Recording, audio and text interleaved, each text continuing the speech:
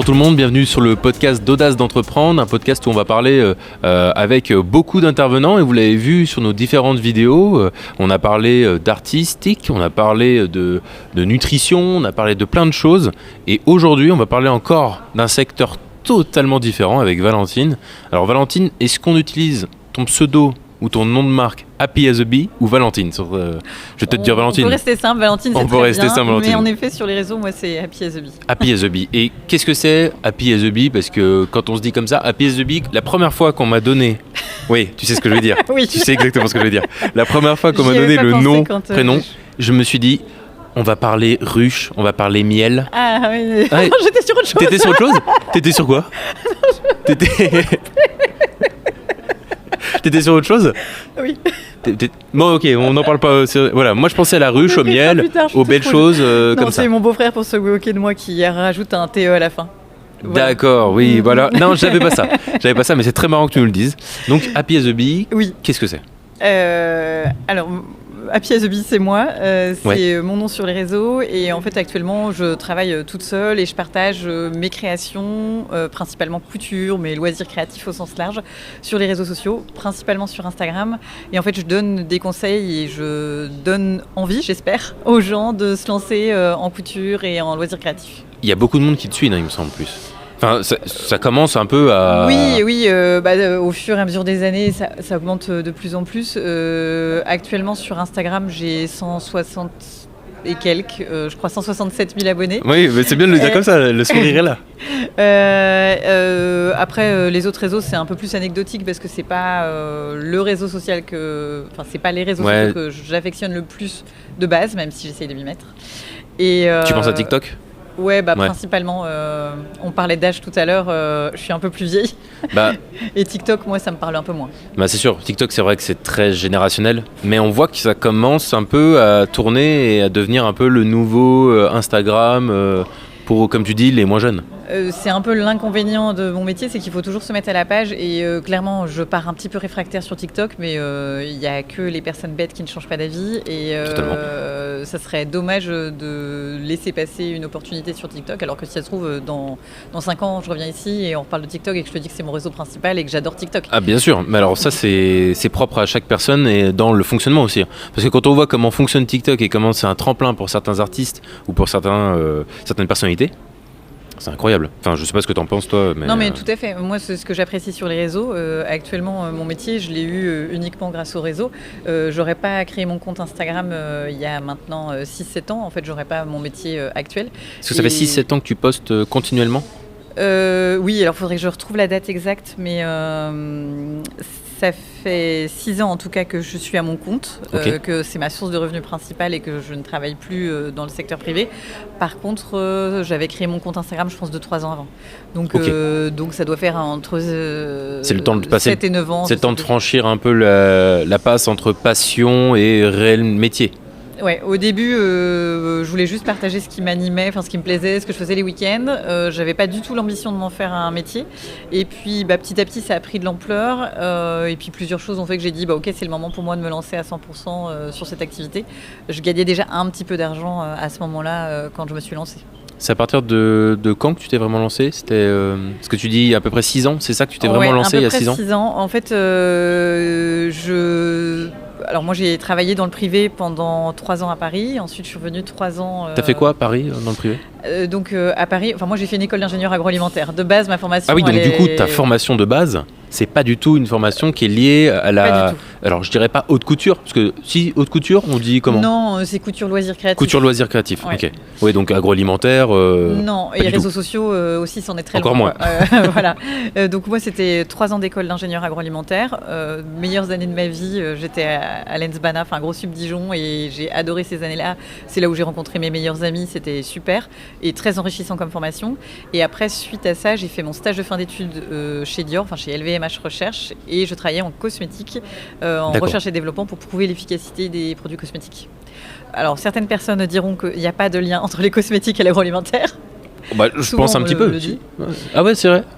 En fait, C'est quand on connaît pas trop, qu'on connaît pas aussi ce secteur. C'est un secteur qui est aussi très particulier, l'agroalimentaire et le cosmétique, je dis. C'est des secteurs qui sont assez proches, aussi bien dans les procédés de fabrication que dans l'appréciation consommateur. Et dans le testing aussi. Voilà, D'ailleurs, il y a eu énormément de gros problèmes en testing avec tout ce qui est animaux, tout genre de choses Oui, qu'on a eu. C'est pour ça que ça s'est effet. beaucoup démocratisé. On a beaucoup compris les fonctionnements, les rouages. C'est cette mauvaise image qui nous a fait comprendre le fonctionnement du cosmétique et tout. Et ça a changé aujourd'hui. On teste plus rien sur les animaux. Rassure-moi. Non. Alors, en tout cas, moi, à l'époque, déjà, quand je travaillais chez Dior, ils testaient rien sur les animaux. Okay. Il y avait juste certaines microbiologies qui étaient testées et la loi passait 2-3 ans après, donc ils étaient en train de trouver d'autres solutions. Voilà. Donc, je pense honnêtement qu'il n'y a plus rien maintenant, puisqu'ils se préparaient vraiment en amont. C'est l'avantage des gros groupes comme ça. Ils anticipent quand même pas mal. Ils ont des ressources pour leur permettre d'être à la page. Ouais. C'est ça. Donc, j'ai travaillé 3 ans chez Dior et ensuite je suis revenue à Dijon parce que je suis originaire de Dijon. J'ai travaillé 3 ans en pharmaceutique et en fait j'ai changé de chef.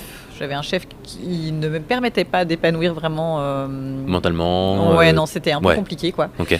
Et donc j'avais créé mon blog en parallèle, mais vraiment juste pour le plaisir et partager ce que je faisais. J'avais pas d'idée d'en faire mon métier derrière. Et quand ça allait de moins en moins bien au travail. J'avais un désir d'enfant à l'époque et je ne tombais pas enceinte. C'est vraiment très perso, mais je veux dire, ça ne venait pas. Et je me suis dit, bon, je ne vais pas rester dans un travail juste pour avoir un congé mat. Alors que si ça se trouve, je ne serai jamais maman et puis ça sera très bien comme ça, ça sera OK. Donc voilà, j'ai dit OK. Donc dans ce cas-là, si je ne tombe pas enceinte le mois prochain, je démissionne. C'est ce que j'ai fait. J'ai démissionné et 3 jours après, je suis tombée enceinte de mon premier enfant. Voilà. Pas comme quoi. Timing de fou. Le timing est des fois mal choisi ou bien choisi plutôt. Au début, c'était un peu la panique quand même. Je me suis dit, bon, là, tu te retrouves, tu vas être jeune maman, tu sais même pas ce que c'est que d'être maman, t'as plus de boulot. Il n'y a plus de revenus.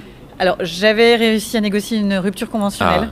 Ça, c'était le gros truc chouette. Donc, ma rupture conventionnelle me permettait d'avoir des revenus complémentaires de mon activité. Donc, en gros, si je gagnais pas assez avec mon statut d'auto-entrepreneur, c'était complété par le chômage.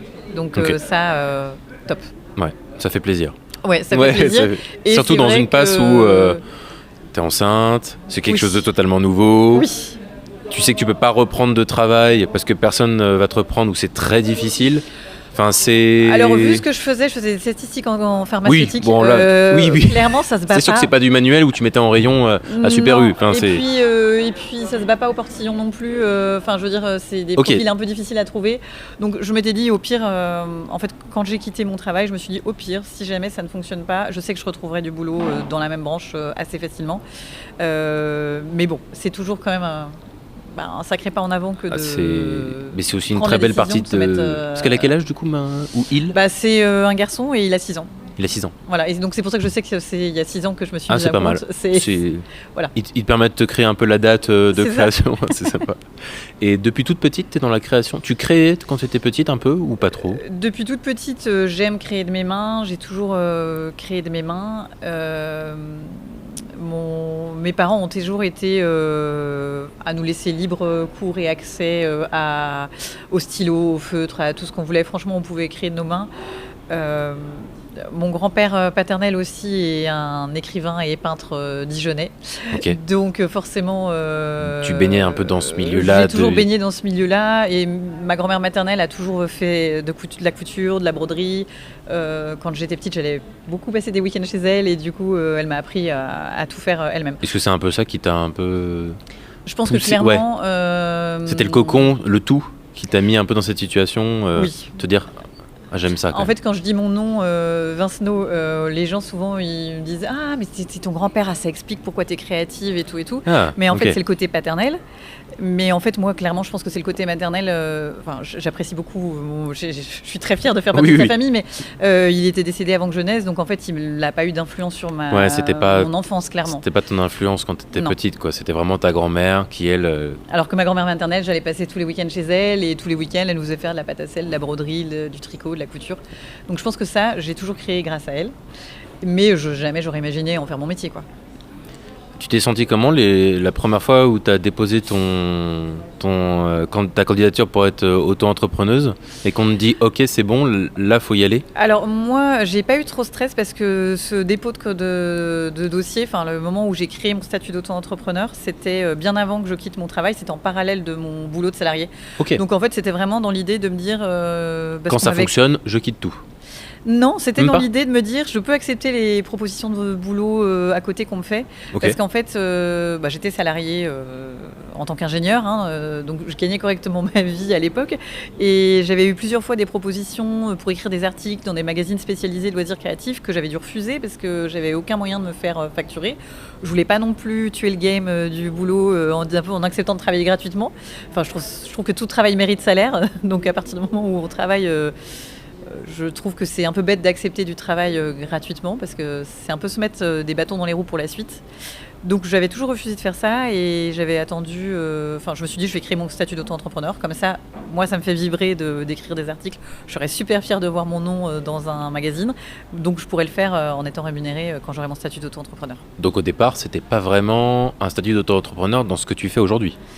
C'était toujours dans le loisir créatif et la création de contenu quand même, sauf que c'était pas pour de l'influence, quoi. C'était pas des marques qui me rémunéraient pour que je communique sur mes réseaux sociaux, c'était plus des marques qui me rémunéraient pour créer des tutoriels avec leurs produits qui seront ensuite publiés dans des magazines ou des journaux. Donc du coup, tu faisais des vidéos YouTube à cette époque-là? À l'époque, non, j'avais même pas de compte là, YouTube. Tu me dis 5-6 ans, le DIY couture et tout, c'est, je pense, 20% de YouTube. Ce qui est énorme. Hein. Oui. C'était l'essor un peu du. Oui, tu vois, tout à fait. Même Lena Situation faisait ça. À l'époque, j'avais pas du tout de compte YouTube. Mais il y avait. Ah ouais, pas du tout. Mais est-ce que tu t'es inspiré un peu de ces personnes-là qui faisaient des DIY sur Internet, ces youtubeuses qui créaient du contenu, ou tu t'es vraiment fait toute seule et après tu as compris qu'il y avait d'autres personnes qui. En fait, moi, j'étais vraiment sur Instagram parce que c'est le réseau social que j'adore. Il n'y a vraiment pas de YouTube, c'est vraiment Instagram. Ouais, Instagram, non, c'était Instagram. vraiment le réseau où je trouvais le plus d'inspiration personnellement et où j'avais envie de partager mon inspiration. Et c'était un peu le but au début quand j'ai créé mon compte Instagram. Et après, a posteriori, comme je fais pas mal de couture et que c'est des contenus qui prennent un peu de temps, je me suis mise sur YouTube pour... faire des vidéos plus longues. Voilà, faire des vidéos plus longues, plus précises aussi, parce que sur Instagram, souvent, ça va vite. Si tu veux donner des astuces et des détails couture, clairement...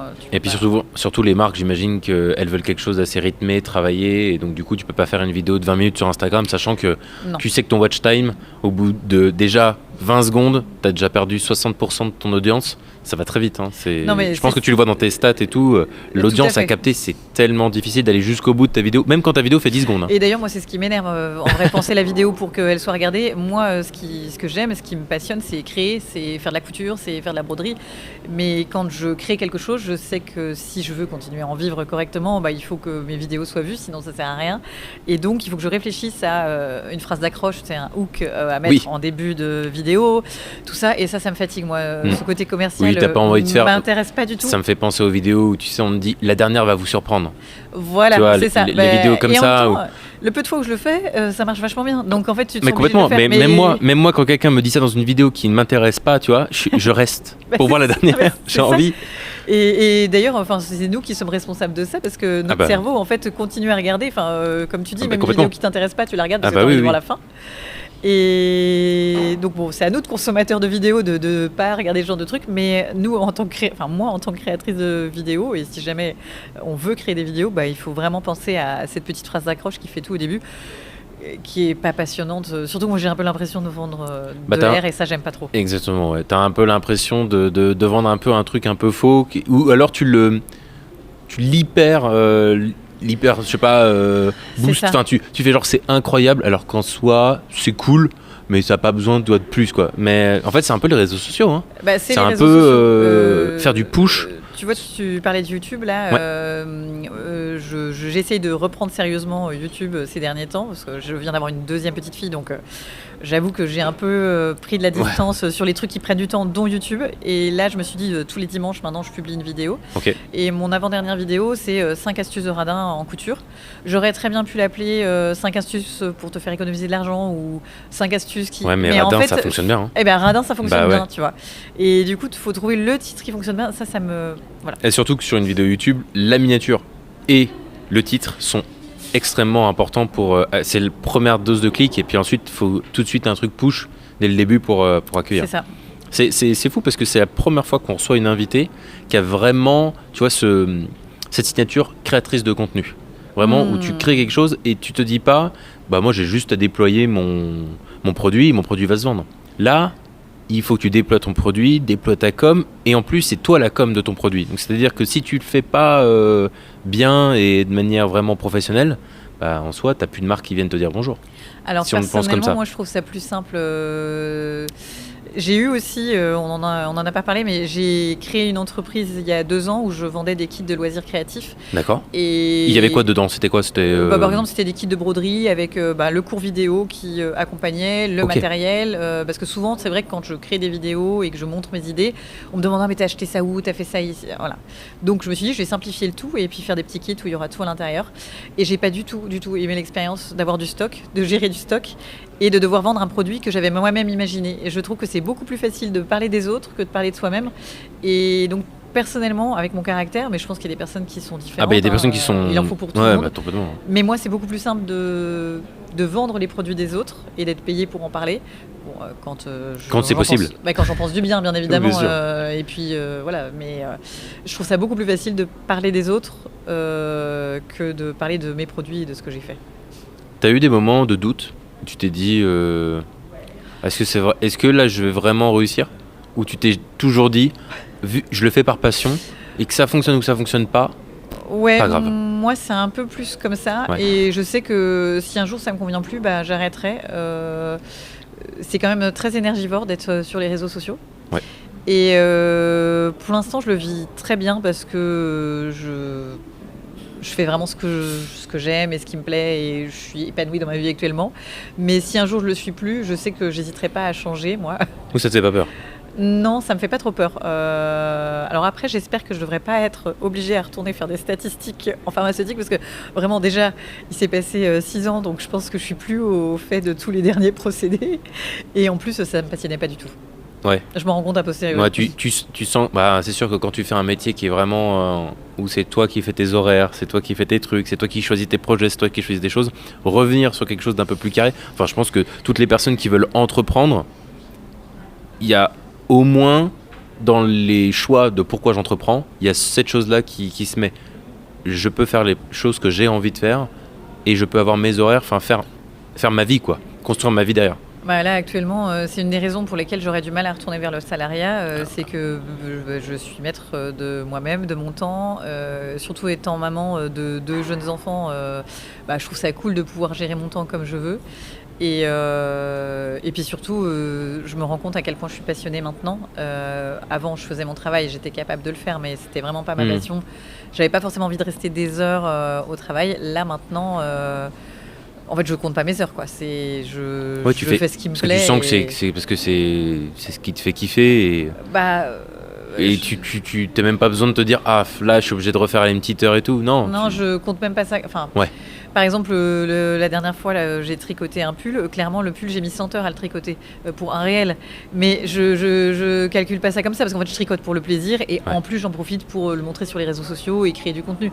Mais ça n'a rien à voir. Enfin, pour moi, c'est pas du travail. Et même quand je me couds ma blouse. Oui, parce que attention. Alors pour ceux qui nous écoutent, vous pourrez pas voir, mais Valentine est venue avec un chemisier, comment on appelle? Oui, tu peux dire. On peut dire un chemisier. Non, vas-y, reprends-moi avec les vrais termes. Un chemisier, c'est parfait. Un chemisier rose avec rayures blanches, rosées, un peu violettes. Tu ne te trompes pas. Voilà.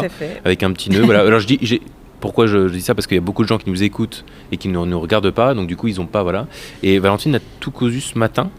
Oui, aujourd'hui. J'ai commencé ce matin et j'ai terminé cet après-midi. Et c'est trop chouette de pouvoir s'écoudre ses vêtements sur mesure. Ouais. Faites de la couture. Surtout que c'est très sympa.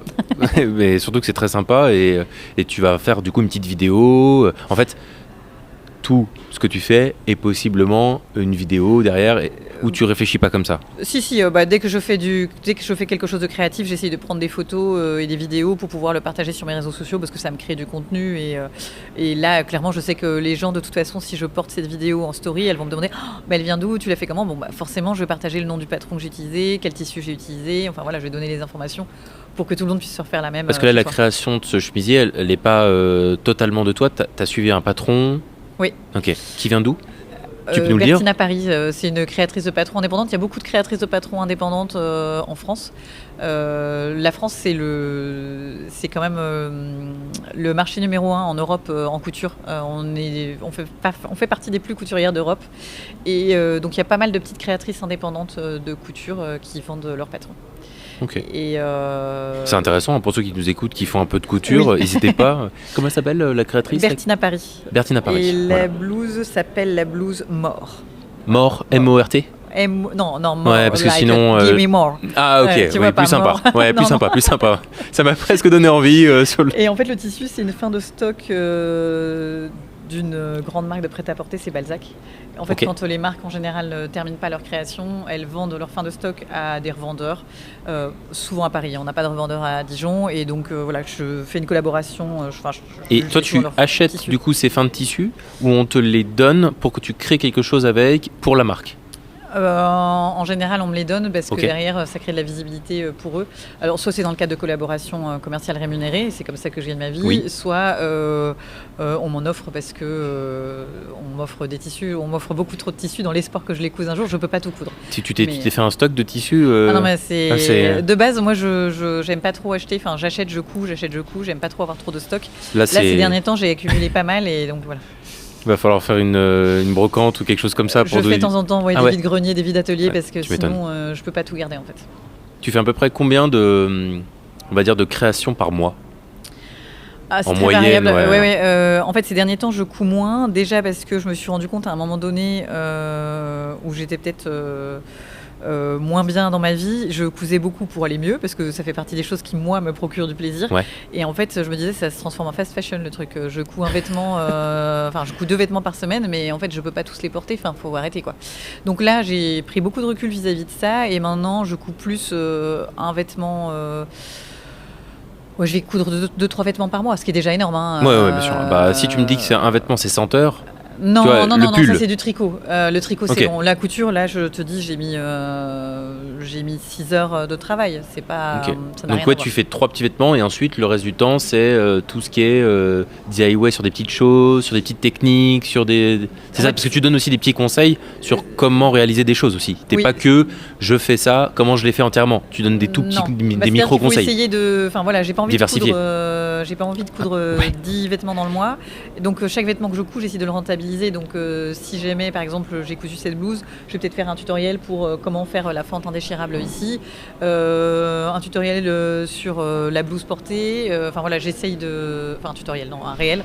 J'essaye de faire plusieurs réels sur le même vêtement parce que sinon c'est pas très rentable et j'ai pas envie de me transformer en fast fashion couture quoi. Et donc du coup, tiens, c'est bien que tu me parles de fast fashion, je sais pas pourquoi je pense à ça. Tu fais les Fashion Week? Tu vas les voir? Non, pas du tout. Non. Alors moi, allez-y, invitez-moi. Je serais ravie. je prends l'invitation. Je rêverais. Ça doit être génial à vivre comme expérience. J'ai jamais fait, donc. Mais après, je me pose la question. C'est pas du tout la même chose. Je pense que les marques de luxe, ça les intéresse pas forcément d'inviter des personnes qui sont capables de se coudre les vêtements. Et puis, voilà. Moi, ça me ferait rêver pour l'expérience. Ça doit être génial.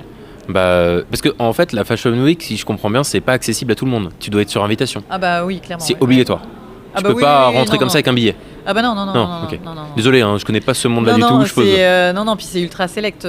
C'est soit les très très bonnes clientes, soit les stars. Les stars, les personnalités ou les influenceurs qui ont un rôle. Énormément de followers. Alors peut-être qu'un jour, dans ce cadre-là, je serai invitée et je serai ravie, mais... Parce que pour toi, parce que toi, tu es quand même déjà à 160 000 personnes sur Instagram. D'ailleurs, on les remercie et c'est trop cool. Ce que je me demandais, pour toi, énorme influenceur, c'est quoi? C'est 1 million? Je pense qu'à partir de... Ouais, j'allais dire 600 000, mais en fait 600 000 c'est plus tant que ça que moi. Non, mais en fait ce qui est, c'est que bon, moi déjà c'est assez niche. C'est des personnes qui veulent apprendre à se coudre des vêtements ou veulent apprendre à faire des choses de leurs mains. Donc je pense pas qu'un jour je pourrais avoir autant de followers, et c'est franchement pas le but que Kim Kardashian ou Lena Situation. Je trouve que ce qu'elles font c'est super, et bravo à elles. C'est pas du tout une critique, mais moi ça me va qu'on reste gentil, niche, caché, gentil, parce que c'est vrai que s'exposer au réseau égale s'exposer du coup aux commentaires un peu néfastes, c'est un peu aux haters, c'est ce genre de choses. Et toi c'est vraiment pas non. Toi tu veux garder sur une bonne atmosphère. J'ai une chance folle en fait, les gens sont très bienveillants, je trouve. Déjà parce qu'on montre beaucoup de nous-mêmes et on met du temps dans nos créations, et donc je pense que ça crée peut-être du respect, j'en sais rien. J'ai pas d'analyse. Je pense que c'est naturel aussi. Enfin, si tu rencontres une personne sur les réseaux qui en fait est elle-même. C'est pas un personnage, c'est pas une personne cachée, et elle est pas là pour me vendre quelque chose. Elle est là pour me. Tu me vends un peu la couture, la création. Tu me vends pas un produit derrière. Tu me vends pas ton image. On cherche à vendre aussi du tissu, bien sûr, tu vois. Oui. Et des machines à coudre, et bien sûr pour les marques. Pour les marques. Voilà. Mais tu fais pas. Enfin, je veux dire, si tu as 5 posts dans la semaine, tu fais pas 4 posts pour les marques et un post pour toi. Non. J'imagine que tu as un post pour une marque et beaucoup de posts qui sont uniquement pour toi, pour dynamiser tes réseaux. Voilà. Tout à fait. Donc, et puis de toute façon. Même si je suis payée au même tarif que quelqu'un, admettons que j'ai le même nombre de followers que Lena Situation, c'est faux, parce qu'elle est créative dans une autre façon, parce qu'elle crée des vraiment belles images et des belles campagnes. Mais on va dire que quelqu'un, une influenceuse mode qui a le même niveau de followers que moi, on va être payé pareil pour un produit. Elle va devoir être créative sur sa façon de prendre en photo le produit. Moi, de toute façon, de la partie création, je l'ai déjà, parce qu'il faut que je transforme le produit, que je fasse un vêtement, que je fasse de la couture, de tricot. C'est déjà beaucoup plus de travail, et je pense que les gens le voient en fait finalement et respectent ça. C'est pas, tu dis oui à une marque, tu as juste à prendre une photo et à dire « Oh, c'était trop bien, j'ai adoré ». Là, tu as vraiment le produit brut, tu dis qu'il est bien, mais par contre, il faut créer quelque chose derrière, et il y a tout un travail. Donc du coup... Je pense que, mine de rien, les gens on comprend ton travail. En fait, on comprend que c'est un vrai travail derrière. Oui, tout à fait. Après, tu me diras, l'influence aussi était un travail tellement compliqué. Et en plus, je veux pas du tout cracher. Mais complètement, c'est ce que j'étais en train de me dire, même moi tout seul, j'étais en train de me dire, alors là, tu dis complètement que les influenceurs, c'est n'importe quoi. Parce que moi, je suis admirative de certaines filles qui ont 600 000 followers et qui ne font pas de loisirs créatifs. Je me dis, mais faut se renouveler quand même, faut trouver des idées de communiquer et tout ça. Et personnellement, pour y être tous les jours, je sais que c'est compliqué, que moi, je me prends pas trop la tête. En fait, je continue à créer des choses de mes mains, et j'essaye après de les vendre, de les montrer sur Instagram, et voilà. Mais je trouve que c'est plus simple. C'est peut-être parce que ça me passionne aussi. C'est plus simple dans le sens où il n'y a pas derrière un travail qui a plusieurs heures. Je veux dire, toi, tu mets du physique là-dedans, tu mets de la créa, tu mets derrière. Alors que promouvoir une photo d'un produit, je pense qu'elles le savent aussi, ou qu'ils le savent, parce que ça peut être aussi des créateurs de contenu. Les deux savent que il n'y a pas photo sur le fait que quand je fais juste une photo de mon produit, je suis pas non plus le roi de la créa et de la DA, quoi. Tout le monde l'a déjà fait. Alors que toi, quand tu crées ton produit de A à Z, tu as vraiment un truc qui est à part. Enfin, tu crées un produit qui est unique. Tu es la seule à l'avoir fait, en soi. Non mais oui, tout à fait. Et en plus, souvent, j'ai tout de suite un peu plus de storytelling, parce que derrière, je peux en parler du produit puisque c'est moi qui l'ai fait. Je peux parler du fait que j'ai récupéré ce rideau chez ma grand-mère et que je l'ai transformé, du fait que c'est ma grand-mère qui m'a appris à coudre. Enfin, c'est tout de suite un peu plus facile pour moi, et tant mieux, parce que je déteste toute cette partie-là autour, comme je t'en parlais. Je trouve ça difficile de trouver des axes. Et cette notoriété, tu la ressens quand tu te balades à Dijon ou pas ? Non, si de temps en temps on m'arrête dans la rue, ça me fait rire, mais c'est pas. T'as déjà demandé un selfie ? Très gentillet, et puis oui. Ouais, non.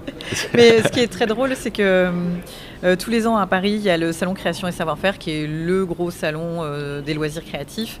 Et donc là-bas, je suis un peu. Une star. Mes fils la racontent, mais ça un peu rockstar, tu vois. Oui. Et donc à Paris, en général, ce week-end-là où il y a le salon Création et Savoir-Faire, il y a pas mal de gens créatifs, donc possiblement des gens qui me suivent sur les réseaux sociaux. Et la dernière fois, j'étais avec une ancienne collègue de chez Dior, on buvait un café café, j'en profitais pour voir mes anciens collègues de Paris. Et là, d'un coup, au café, il y a quelqu'un qui me reconnaît, qui me dit « Oh, Valentine, est-ce qu'on peut prendre une photo? Je suis trop contente de te croiser. » Elle me dit « Mais c'est C'était pas la première possible. fois, T'es c'était une la première fois rockstar. que tu avais un selfie là ou non? Non, mais à Paris, ça arrive rarement. Enfin, comme à Paris, tu vois bien, tu croises rarement quelqu'un que tu connais. C'est grand.